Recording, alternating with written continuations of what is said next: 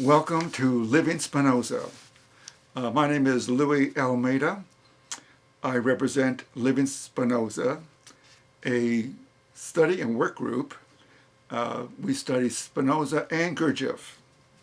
Today's subject is my views of Osho, whom you can find on videos. He's a Middle Eastern prophet, or I would say a spiritual leader. He has a great following, and he has some interesting ideas. I'd like to go over some of his views. Some are very good, and others are, I think, need further development. The other individual that I want to express and express my views is Eckhart Tolle. I've listened to his work, and he seems to be very popular. And he wrote a book called The Power of Now. There are good things that I find in Eckhart, but also things that need further development. What I mean about further development, for instance, if we take Eckhart, he talks about the mind. And in Spinoza, Spinoza is very clear what the mind is. And I think very few people understand what the mind consists of. Most people think the mind is part of the brain. The brain is the physical part of the body. It's actually the storehouse of information. Everything that takes place in the body, no matter what it is, and you may not be conscious of it. If you go into a grocery store, you're thinking about what you want to purchase for dinner, and suddenly someone you don't really know but comes up to you and says, "Hi, how are you?" And you wonder, who in the world is this individual? So your memory is trying to grasp, who is this? How do I know this individual? And right off the top of your head, you don't remember that person, but you feel that you should. Now, we'll get into what goes on in you, but right away, you are, say, affected by, say we call it another man, or it could be a woman, regardless. They come to you, they say hello to you, and you right away you might feel embarrassed, you might feel uncomfortable, you may feel shame, and the fact that you don't remember this person's name. It's a very simple thing to acknowledge, hey, I think I should know you, but I'm a little overwhelmed with a lot of things I have to do, and I'm here to get some quick dinner stuff. Could you tell me, how do I know you? Well, that's the truth. That's the honest truth. But the reality is we don't speak the truth. Spinoza says we talk about lies. Well, the interesting thing is, what is the mind? Now, a lot of us experience pain and pleasure. I was watching a video of Eckhart, and he talked, and one of the audience people were at the microphone and asking a question. And this one gentleman, I was amazed about his openness. It was about anger, and also about feeling worthless and pessimistic. And the individual who was speaking, the individual with the problem of anger, and he was explaining that he tries to meditate, he tries to work on his spiritual nature, and but he found that his hatred and anger overwhelm him, and his disciplines for working on his spiritual nature goes out the window, so to speak. And I remember as my young man, my life was actually a duplication of my father. My father was a very angry man. He was an intelligent man. He was a self-taught man, but a lot of his ambitions did not come to fruition. He was a self-employed man. He came from Mexico, And he had this grandiose idea that he would be a successful American citizen. He did get his citizenship, and he was self-taught. He taught himself how to read. And he was a grower of calla lilies, so he had actually 11 children. And we're all part of his workforce in a sense. There were 7 boys, so when I reached a certain age, I was expected to work with my father, which I dreaded because he was always so angry. But what is anger? And Eckhart Tolle suggests that basically there is what is he calls the pain body. And basically, and a lot of things he says is very good. A lot of this is memory, and but he doesn't explain really what the causes are. His idea is that what does he think? He thinks of that, acknowledge that you have the problem, which is good, but also to realize that he calls it pain body, that you can actually compartmentalize it, put it aside, and endeavor to be in the now. Now, being the now is a powerful thing if you can do it. And one more thing I want to say, that Eckhart came to some wonderful realizations through his process. And I would say that that it's very difficult to duplicate Eckhart's experience and his work. He says a lot of wonderful things, and he has a lot of people following him. But let's get back to what this situation is with this man. He's not a young man. He's probably in his 40s, early 40s. That is young compared to me. I'm 72, and I look forward to be 150. I'll tell you how I'm going to do that later. But I'm thinking about Eckhart's partial, really good information, but yet he misses the reality of what the mind is. He calls the mind a chatterbox. A lot of unnecessary talking, excessive talking. I would say which is true. But one thing with the mind is there's 2 parts to it that he did not understand. Now, if Eckhart read Spinoza, and Spinoza lived in the 17th century, you can find his work on my website. Actually, you can pick it up. You can just go online and spell the word Spinoza, and you'll see this book, Spinoza's Ethics. It includes the improvement of our understanding, the ethics, and the correspondence. There are 5 parts to the ethics, and Spinoza talks about God and the mind, the emotions, human bondage, and human freedom. The part of the mind is really, really important, because this is where I would say the ideas and philosophy of Spinoza is totally different from other philosophers. I think Descartes came close to what the mind was. But Descartes had an erroneous idea. He said the mind was able to control the body. And Spinoza proved that the mind does not control the body. Actually, they work in parallel. The mind is the idea of the body, and the body is the object of the mind. They're one and the same, but there are 2 attributes that come from God that express these ideas: the attribute of thought and the attribute of extension. We'll get into that later. But the point is, Spinoza explains what the mind is. And let me read something about Spinoza. I know one of you called me or emailed me and says, why don't you read something or tell us more about Spinoza, his writings? Why don't you explain some of his propositions? Well, let me just tell you, his propositions is a real challenge. I've been working on his ideas to digest them, to incorporate into my understanding for the last 43 years.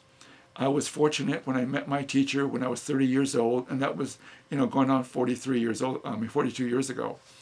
And I would say that the first couple of years we studied Gurjieff, but then our teacher felt it was time to really get into the work, which is the work of Spinoza. Spinoza, I think many individuals study Spinoza, and especially the professors, university professors with degrees, doctorate, they're doctors, they have their PhDs. They write books of Spinoza, and there are many people who study Spinoza and love Spinoza. But I would say that they look at it more theoretical, abstractly. My teacher, he was fortunate to meet his teacher that offered Spinoza as a tool to get to one's nature, to understand one's nature, and how to elevate oneself from our conditioned nature, which is, say, was stimulated and we're programmed by our environment. This is all recorded. Everything we learn since infancy is all recorded. And we act from this recording. And so this is where Gurjieff is so important. He says that we are asleep. Mankind is asleep. What does he mean that we are asleep? What I understand is that, and what I've learned, is that there is an intelligence in us. I call it the intuitive intelligence. Gurjieff calls it the essence. And Spinoza calls it our essence. In the mind, the essence of the mind is, again, the idea of the body, and also it's comprised of ideas. Ideas which can either be clear or confused. And this is the proposition in part 3. And this is proposition 1. It goes like this. Our mind is in certain cases active and in certain cases passive. Insofar as it has adequate ideas, it is necessary active. Now that's a key. Insofar as the mind has adequate ideas, it is necessary active. I'm going to have a drink of water here. So, because as I age, I notice my throat is getting a little gravelly, and I'm not sure what to do about it. I'm getting some ideas. I'm reading a new book called A Breakthrough by Suzanne Summers, and I was going to say that, I told you earlier that I want to live to be 150, and she spoke to, I think, 16 or 17 medical doctors who are cutting-edge doctors who are outside the box of conventional thinking. Most doctors believe in, they do a diagnosis, and then they give you a pill. Well, these pills are basically pushed by the pharmaceutical companies because doctors really don't have time to look at the latest journal, the latest research, and everything is documented. The doctors that Suzanne Summers has interviewed read diligently, faithfully, all the journals, all the new research. And they found that actually there are hormones that can be replaced, and they're called bioidentical hormones. They are compatible to the body. The body does not reject them. Does not cause side effects, negative side effects. The hormones that are prescribed by your doctor are from they're from horse urine or horse something about from the horses. I forget exactly what it was, but it's from a different animal, which is estrogen, and it's causing major negative side effects for women and for men. But anyway, let's get back to the subject. So the mind, and one more thing, is I want to live to be 150. I used to say 120, but now I think after reading, studying Breakthrough, I feel that if I can follow what is there and understand it, I'll be able to do that. Drink of water. And clear my throat. Here we go again. The mind is the idea of the body is the object of the mind. They're two separate things, but yet they're one and the same. And that's what I mean. Spinoza, it took me a lot of years, a lot of effort, and time and work to understand what he's talking about. Because remember, Spinoza is talking from a different intelligence. It's not academic intelligence, because you may have a high IQ. I remember one of our students in the work that I was in. Her name, I won't tell you her name, but I'm going to call her Lily. Lily, my teacher said, had an IQ of about 160. Well, this was so above everybody else. She became, she got her a master's degree in family therapy. She became a psychotherapist. And I felt, I didn't know what my IQ was, but I believe my IQ was probably 99, under 100. I felt so stupid because I was very, very stupid. I hated school because I was weak in school. I had such a competitive nature that I would not accept the fact that I was not as good as or better than anyone else. They want to put me in the lower grade reading class. I rejected that. The teacher said I needed help. I rejected that. Why? Because I had too much pride. I didn't want to see the truth. And the truth is, my mind was weak and I didn't know how to use it. And I didn't know I had a mind. I worked from my emotional, there I go again, excuse me. I worked from my emotional and visual centers. Gurjieff talked about the different centers, the emotional, the intellectual, and the feeling centers, and the physical centers. So the mind at Spinoza, well, here I am reading Spinoza.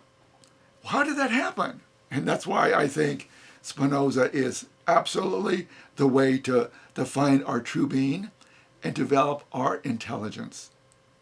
A different part of us has this intuitive intelligence which comes from our essence. It's not academic. As I said, my friend Lily, she had this great called mind, and what it is, and I think this is what most testing, and they don't check the mind's ability to think, but the mind's ability to memorize, to rationalize. So it's two things that Spinoza is trying to help us understand is the tools of reason and the tool of intuition. And this is what to me is so interesting, is that if you listen to talk radio, if you go on the internet, you'll find individuals who love Spinoza, and they talk about Spinoza, and it's all on radio. Even on my website, you can get on one of the links, and there's a radio program that was interviewed two scholars regarding their love of Spinoza and how they came to Spinoza. But they all talk about reason, and as if reason was the only thing that Spinoza talked about. Reason is a stepping stone. I would say it's very important because reason helps us follow really what is in harmony with our nature. What I mean by harmony is that what is good for it, not just following the pleasures of the senses, but clearly understand the benefits. For instance, I'll give you an example of healthy foods. If you go into, there we go again. If you go into, say, Whole Food store or Trader Joe's, they'll have organic vegetables. It'll say organic. And the reason it's organic is because there's no pesticides. There are no hormones. And it's free of herbicides. So what we want to do is follow reason, things that are beneficial to the body. I would say all the processed foods, all the foods that are full of, say, chemicals that are not in harmony with our nature, that are additives, sugar, refined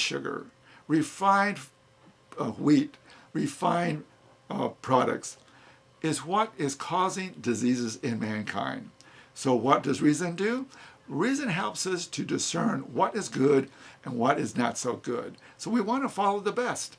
And so reason is necessary. Now the next level is intuition. Now Spinoza says that reason is the second level of knowledge and intuition is the highest level. To understand Spinoza truly, you need reason and you need intuition. I had intuition, and this is what kept me in the work. And that's what made me stay for 24 years with my teacher. My reason was weak, though, and I had to develop reason, and I got into real estate. Real estate forced my mind to think. And again, let's go back to Eckhart Tolle. He said the mind is something should be dismissed. And this is where his knowledge is partial. Partially confused. It's not complete. I would say if Eckhart read Spinoza, he would understand what the mind is. Because as this man who expressed his nature, as we were talking about earlier, he talks about that he feels is anger. He feels pessimistic. He feels worthless. These are very important emotions. An interesting thing, Spinoza says, if we really understand our emotions, we can understand God. What in the world did he mean? And I'll explain a little bit of part of it. What it is this. Spinoza says that the mind has adequate ideas, and those adequate ideas comes from an activity, meaning that we are thinking clearly. That the mind has a clear idea of the object.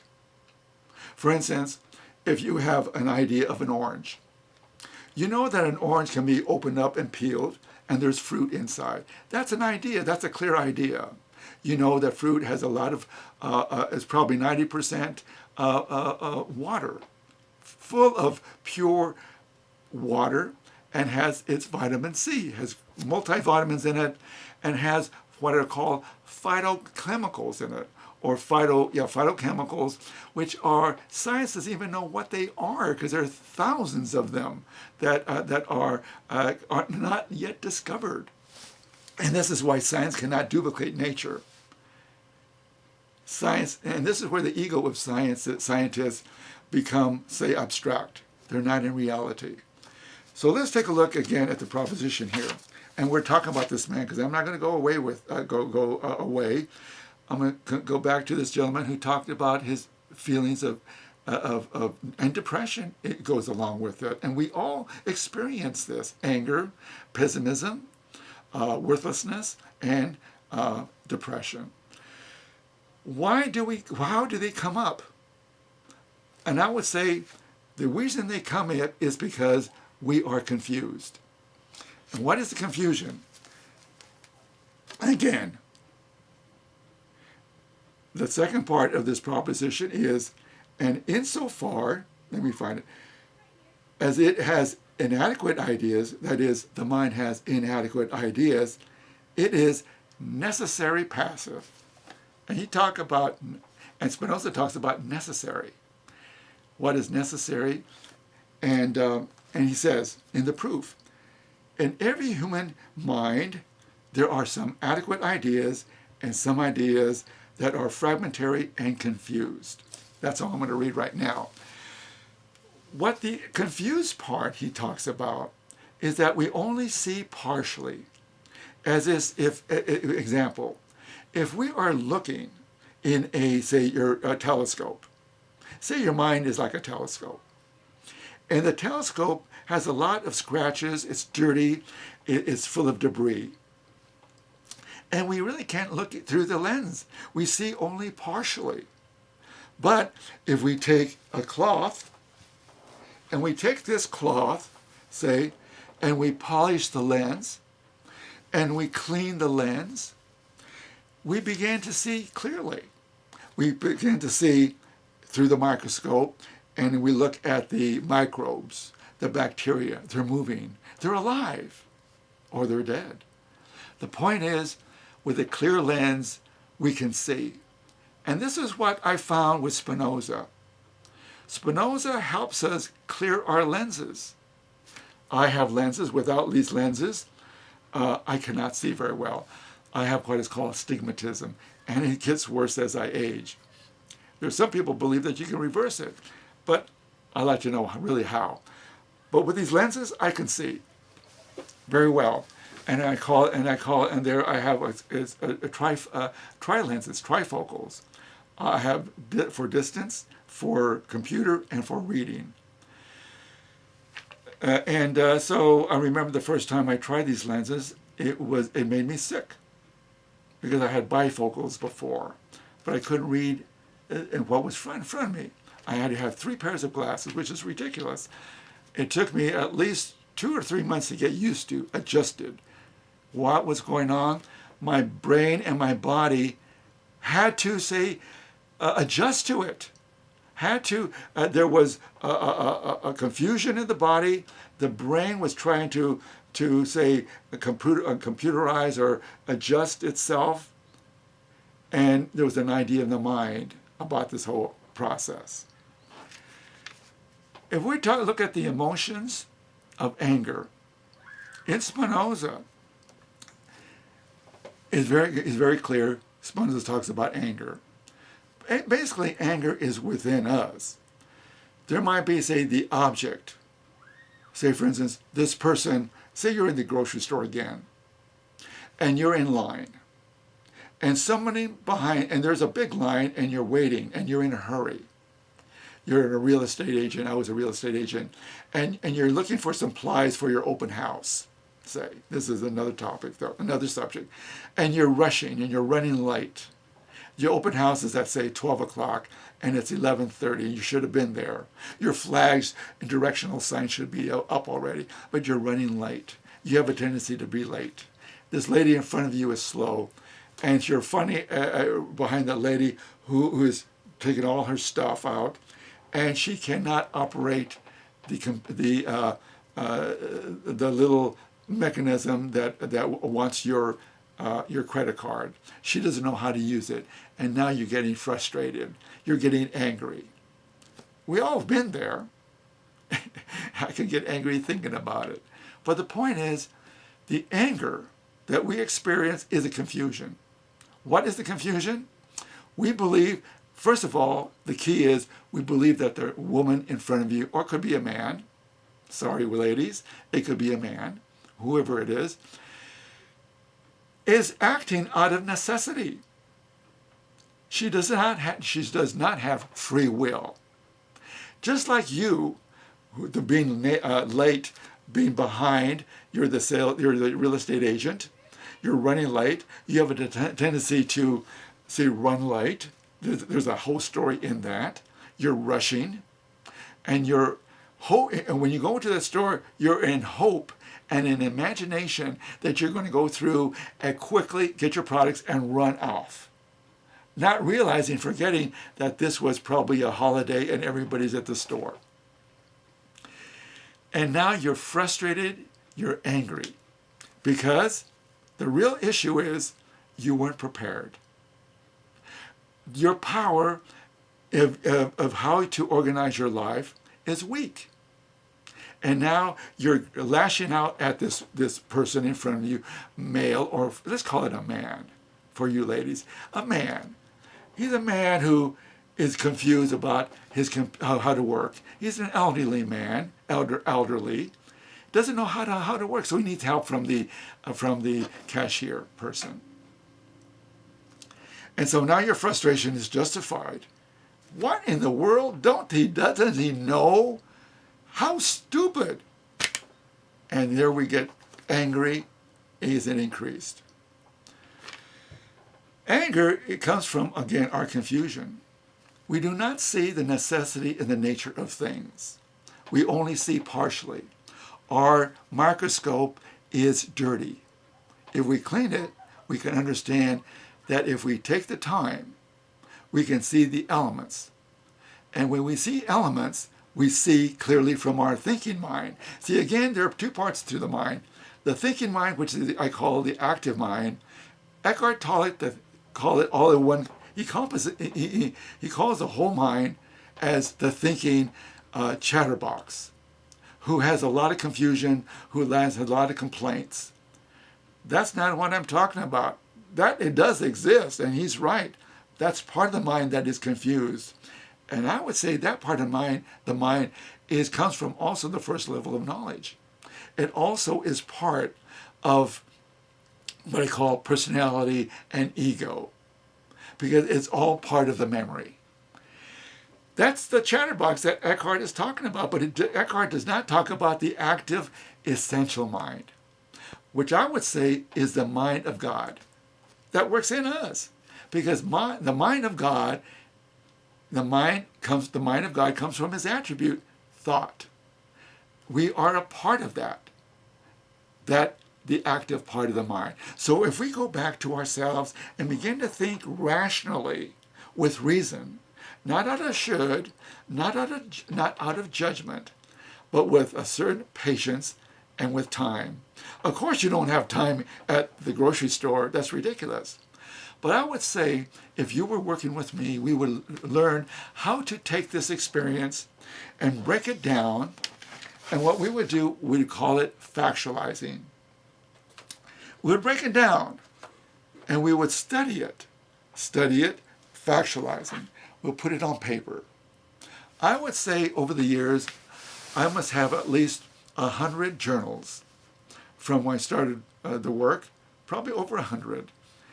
And I document, not only document, but I put down all my experiences, the ones that have that need to be, looked at and understood. Because when we look at our nature, when we observe ourselves, and this is what Eckhart talks about observation, and he talks about the observer. And there's another word that I enjoyed what he says, but it'll come to me. It doesn't come to me right now. But the awareness. He talks about the awareness. But where is who's observing? Who is observing? And who is the awareness? I would say the awareness and the observer is the eye of the intelligence. And I call this, there's intelligence that goes with the body and the memory and the brain, which has to do with academics, becoming a physician, becoming a doctor, could become an architect, becoming a gardener or a hairdresser or a realtor. That is a certain kind of level of intelligence, has to do with the educational system, and our schools and our colleges are all almost based on memory. Very few people really think. I remember listening to one of these talk radio professors, and the school counselors try to direct many of the new students, saying, avoid philosophy, because philosophy makes you question everything. And because you don't have time to question, you only have time to take tests, to memorize, and that's where humanity is. I would say right now the Japanese have a big problem. You know, their students, the children start studying probably at age 3 or 4. And they continue studying. And also probably, I think, students of India and other cultures.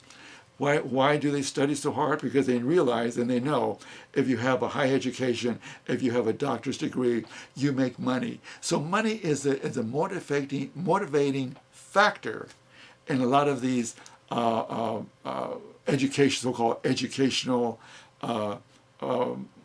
programs that's available, colleges, the systems. To think is what we want to do, and very few people know how to think. Everybody reacts. Nobody is really thinking. And I would say Eckhart is an example of not really understanding how the mind works. That there are two parts of the mind. There's a thinking part, which is the rational and intuitive part, and there's the other part, where is the irrational and the confused part. Unfortunately, because Spinoza says that we put these together and they're blended. And this is what the work is. We have to learn, and what I mean by the work, this is what we do with Living-Spinoza, our group. We learn how to separate the two. How to learn to believe that we have a mind that can be activated, that can really think. and solve problems. Eckhart talked about problems. I'm going to have another drink. Here we go.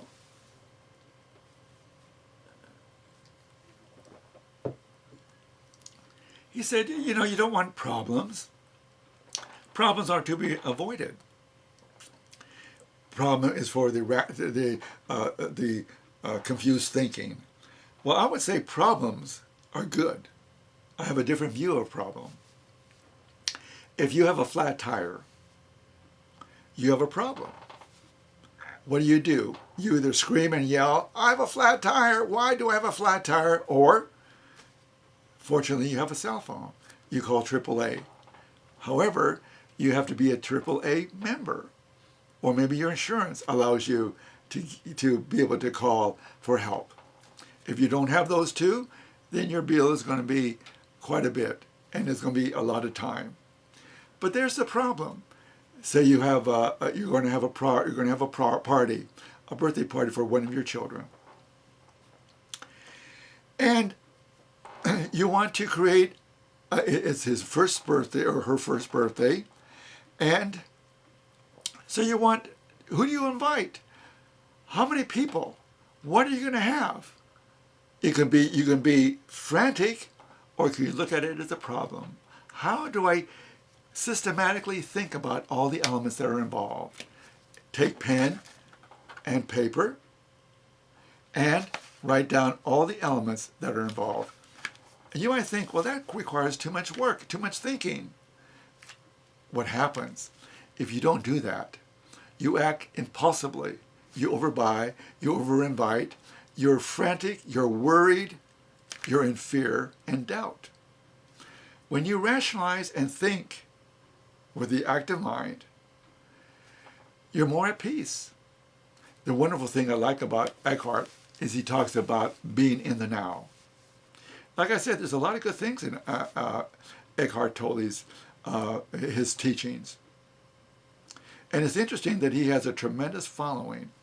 He's been, and Oprah loves him. And I would say, you know, he has some good things, but yet he is very confused. And why is he so popular? And I understand now. Why is Eckhart so popular? Is because it seems to be easy, doesn't it? You read a book, The Power of Now, and you have certain flashes of what he's talking about.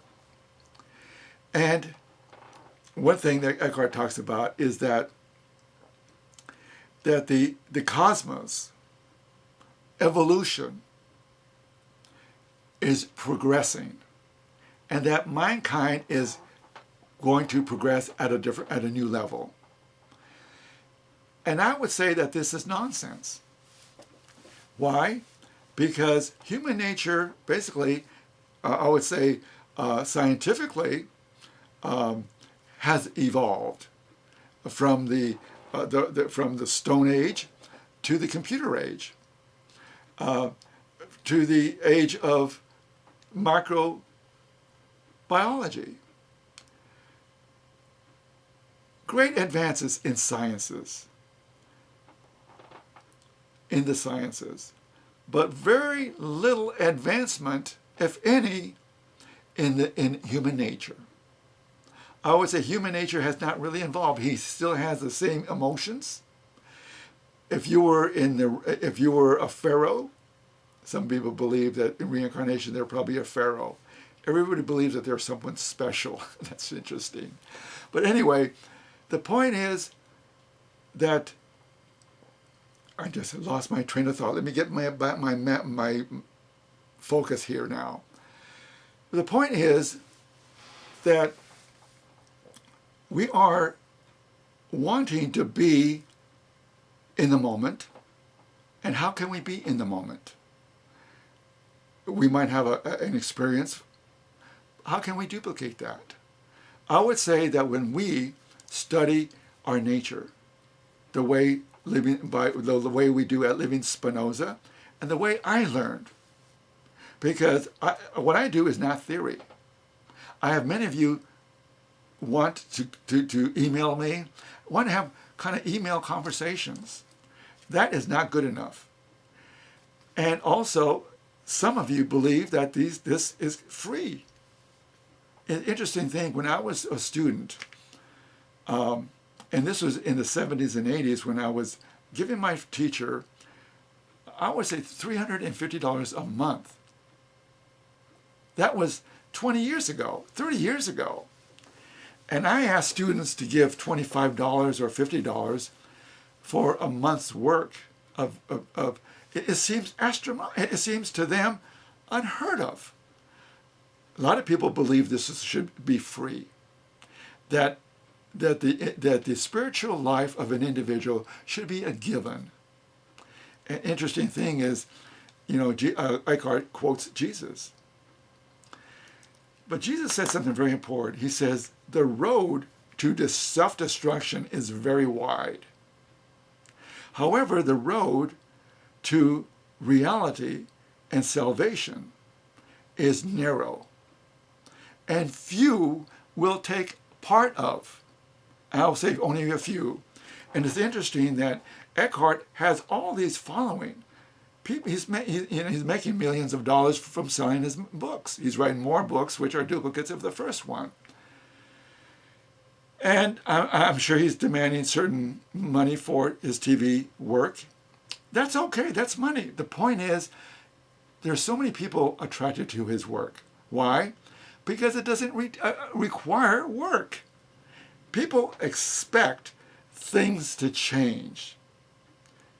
And I would say the unfortunate reality is that we cannot change from memory to a live, active, living individual. And like Jesus was saying, the path to salvation and wholeness is very narrow. It takes a special individual. I was fortunate when I met my teacher, and I remained with him for 24 years. This last gift I gave him before I left to work, I gave him $1,000 for his birthday. I was a realtor. At that time, money was coming in. And so to me, the work was so more valuable than the money I thought that I had. I always believe I can get more money. Now I live on Social Security. And individuals ask, you want money? Well, I thought this was going to be free. That's unfortunate.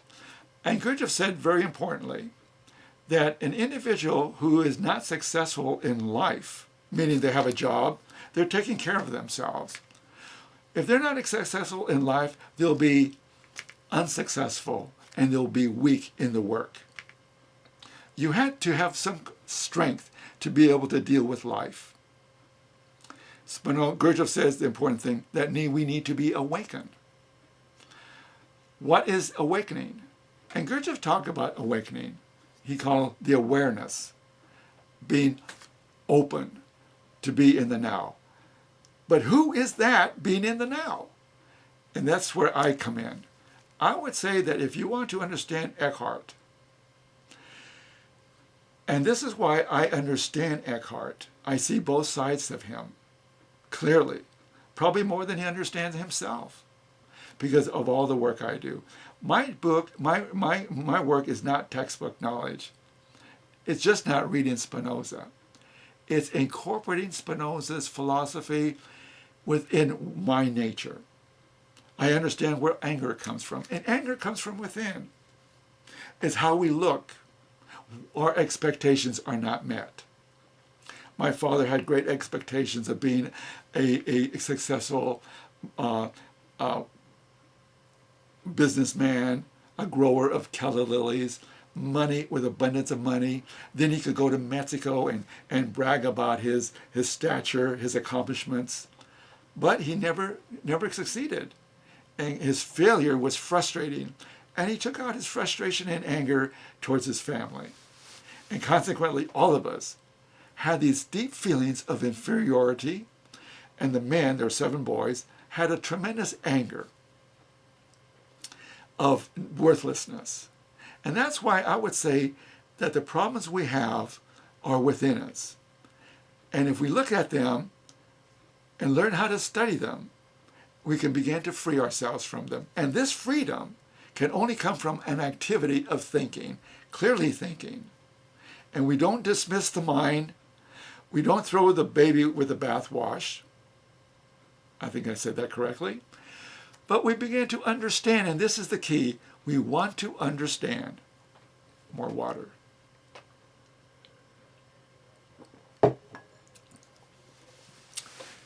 So you have a little bit of part of what I'm talking about, Eckhart. And now I'm going to talk a little bit about Osho. Osho has a lot of good things in him, a lot of things, good things he talks about, and he's interesting. But there are a lot of things I know that are confused.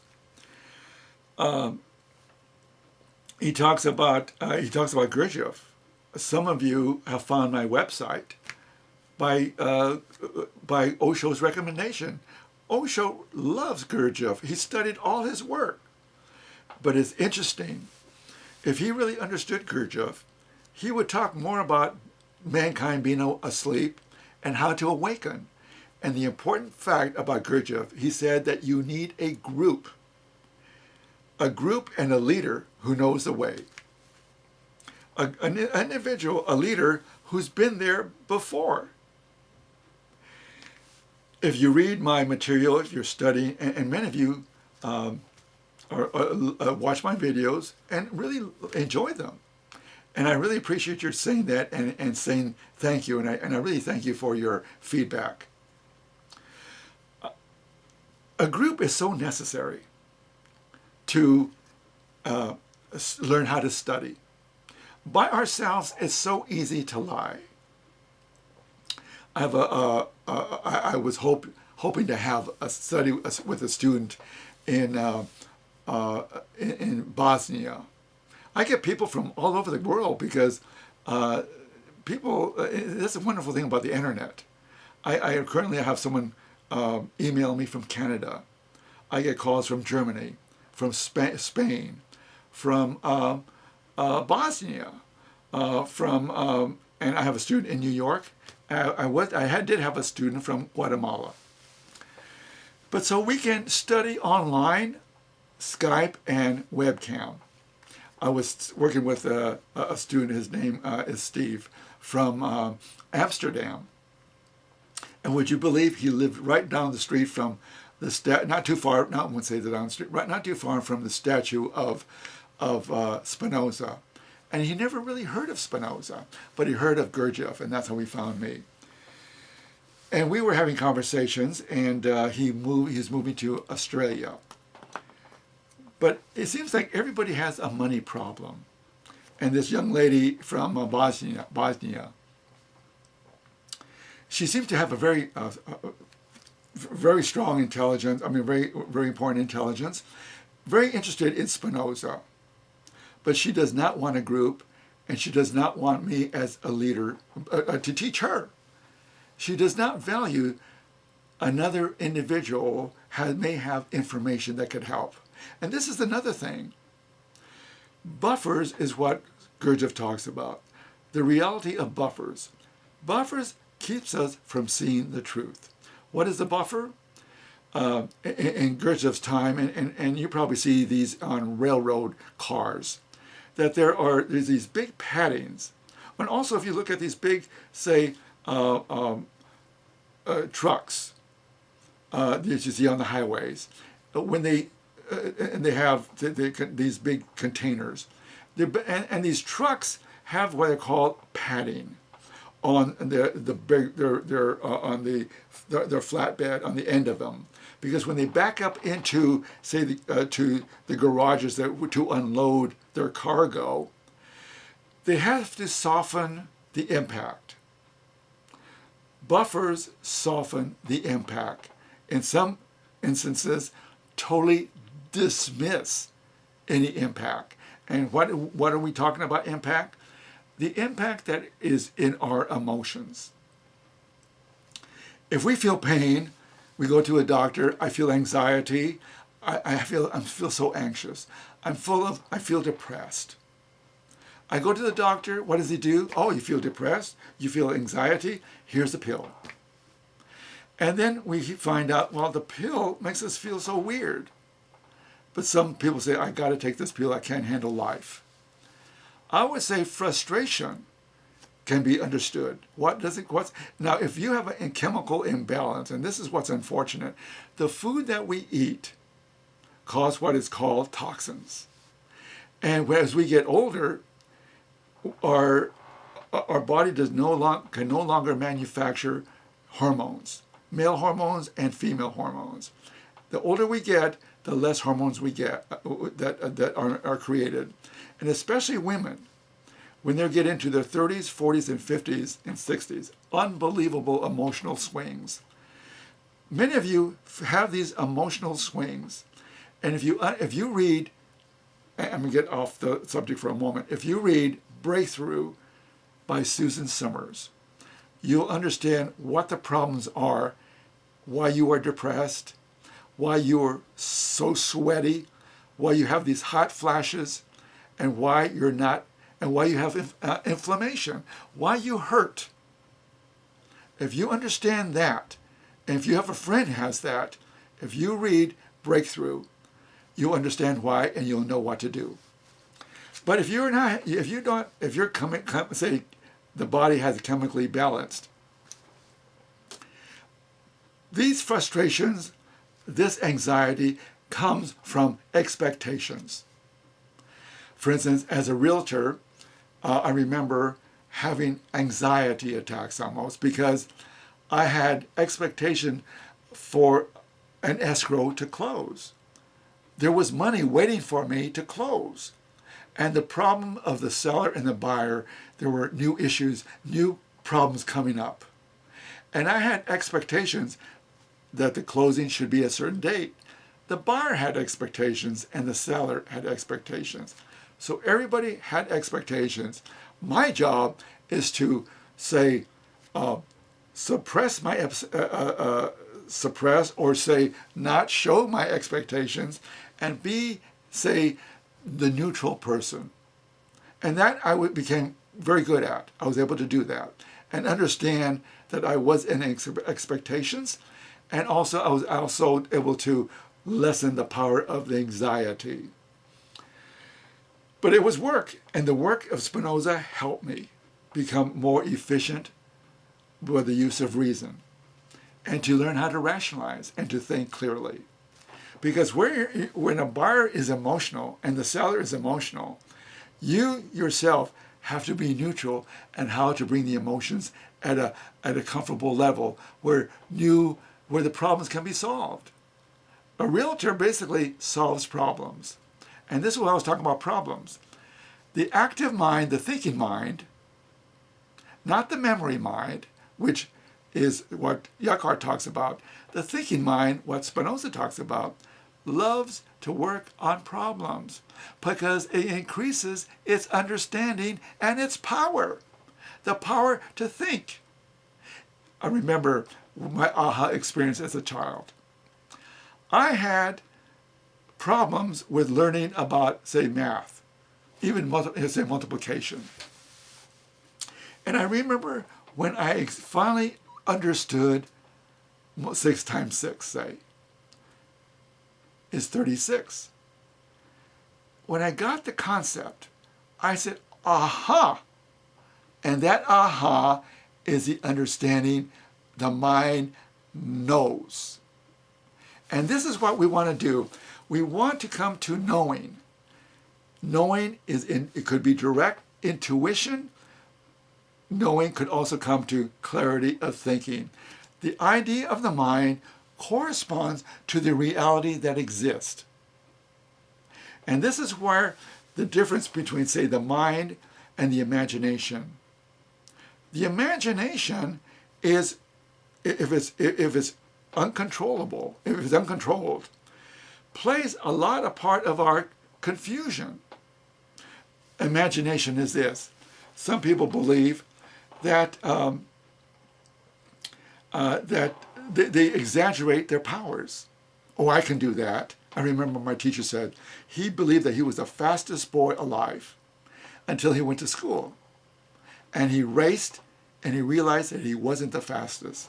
He was probably third in his class. That was disappointing. But his imagination, he believed he was fast. The imagination can work for us in positive ways if we know how to work with it. I would say Einstein, his part of his creativity, he'd allowed his mind to imagine.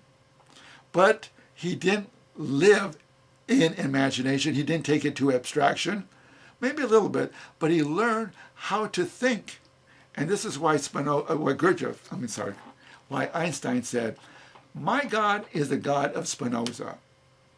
Why? Because he saw the reality of cause and effect in the world of physics, in the world of mathematics. He saw the nature of the universe, cause and effects. He saw that there was not randomness that some scientists believe in. There's no such thing as a random effect. There has to be a cause for that randomness. Just like the idea of the origination of the universe, that there had to be a beginning, there had to be a Big Bang. Well, that's nonsense. Spinoza teaches us that God is infinite, and one of his attributes that we are part of is the attribute of extension, and that attribute expresses the infinite attribute of the universe. That's the mode of extension, motion and rest. So no matter how deep science gets into the universe, they'll discover more. They'll discover more. If you watch the new Star Trek, I watched it, it's rather interesting. All the individuals look like the old. It's like they're coming alive with new bodies. It's rather interesting. And I saw it in 3D. So it was I enjoyed it. And but one thing you notice that the ships that they have, the Enterprise, they go into what is called warp speed, and they go into another gear which it just goes in. It's almost like thought. It can transfer faster than electricity. Electricity is, say, part of extension. It's a mode. It is a mode of extension, of motion and rest. It's energy, but yet it's in the realm of physics. Thought is in the realm of thinking. Thought, attribute of thought from God. Now, we're talking about a lot. We talk about Osho and the work. Osho talked about that men and women should not get married. He said, look at all the divorces. Look at all the divorces. Oh, one more thing. I want to get back to the Enterprise for just a minute. You can see, even though in the year over 2000, to 2600, year 2600, whatever the year is, science is advancing, and advancing. But if you notice, the emotions of human nature remain the same. The characters of the Star Trek characters are the same emotions: love and hatred, anger and destruction. Has not changed and will not change. Eckhart talks about evolving. Ridiculous, not true. If you want to evolve, join my group, join my studies, and we'll learn how to evolve. Because to me, I find that I am truly a miracle. What is the miracle? The transformation of coming from a background like you, total havoc, depression, anger, arguing, lack of love, lack of real direction. That kind of environment produces children who have no direction, no self-worth, and causes destruction. There's a lot of individuals, a lot of unfortunate students, young people, who are into a self-destructive mode or do very destructive things. And they call it, the individual had mental problems. Right away, they just dismiss the problems? Where are the parents? Where are the guardians? Where is the guidance? Where is the understanding? This begins at infancy. I would say that parents want their children desperately. They want children. A woman wants to have a child desperately. But yet, is there a real understanding of how the mind of the child works? Or is there expectations that the child should be the child that you never were, that the child should exceed, excel, become somebody, because if there's somebody, you can bathe in their light. Jesus says that the road to self-worth, to self-realization, to salvation is narrow. It takes work. Eckhart says we automatically evolve. Absolutely ridiculous. Mankind does not evolve. Look at Star Trek. And I would say, like I said, I am a miracle. And I thank my teacher, my past teacher, Gregory Grover, every day. And in my prayers, I say, thank you, Spinoza. Thank you, and thank you, God, of course. Because I'm part of God's nature. And I'm conscious of that. I came from, say, a self-destructive mode, emotional person, a visual person, and I was lucky I got into, by chance, into a trade. I was in the beauty business, in the hair business of men and women, mostly women. I became successful. But in the area of education, I avoided because I was very weak. I got into real estate only because as I began to develop my mind and I learned what the mind was, and it really is, I was able to function in a new way. I was beginning to think. I discovered a mind. I was beginning to learn how to rationalize and how to work on problems and how to study my nature. That to me is a miracle. And today, I value problems. But why? Because I elevate myself. If I have a problem with one of my roommates in my house, there are 7 other roommates. And everybody has their own special personality and needs. I have mine. And sometimes we have some friction. And this environment I'm thankful for. Only because it triggers emotions in me. And at that time, I might be overwhelmed. But then I think, what really goes on? How am I being? What is my thinking or not thinking? What are the emotions? What is the situation? And as I study and write it down and I journal with pen and pencil, I'm able to see clearly. I clean my microscope. I look and examine with a certain wonder, not with judgment. Judgment does not help. Judgment dismisses, stops the thinking process. And I'm talking about thinking adequately, thinking rationally, not logically. No, there's no logic. This is an activity, a mind activity, not passivity. Remember, we read in Spinoza's Ethics, the mind consists of adequate ideas, which requires thinking clearly, and inadequate ideas. Inadequate ideas produce emotions because we're seeing with a lens that is dirty or full of scratches. So Osho loves Gurjieff, he studied all of Gurjieff, but does not believe in a group. How can that be? And this is why a group is so necessary, because just like my friend in Bosnia, I call her my friend. I hope eventually she watches this and that she will decide to become a student because she has so much potential. I said we all have potential, but the problem is, do we want to work at it? Will we accept the problems in our nature? Do we want to allow another person to look at ourselves? Do we want to look at ourselves? That's the key. So regarding Osho, he has a lot of good things, but a lot of areas are confused. And he has a great following. Why? because people believe if they just hang around him, some of his wisdom and what they call his spirituality or his spiritual essence will say drape over them and they will feel better.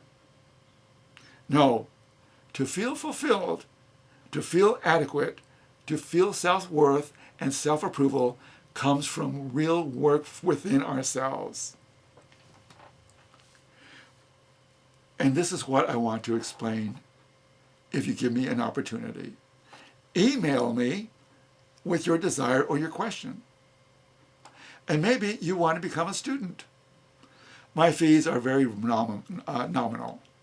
If you're a student, I would say the first couple of weeks are free. If you want to be a student, the first couple of weeks are free, just to get an idea, the taste of what we do. And after that, we'll discuss. It could be anywhere from $15 to $25. Normally, I would say if an individual who really can appreciate what I do, $250 is no big deal. I was giving my teacher $350 in 1980. Today, that would be $500. Am I asking for money? I'm asking you to participate in the discovery of self-discovery. And it requires work, and if you value what I do, the nominal fee that I am asking is I would say, is so small to compare with what you will receive. Thank you for listening, and I hope to hear from you.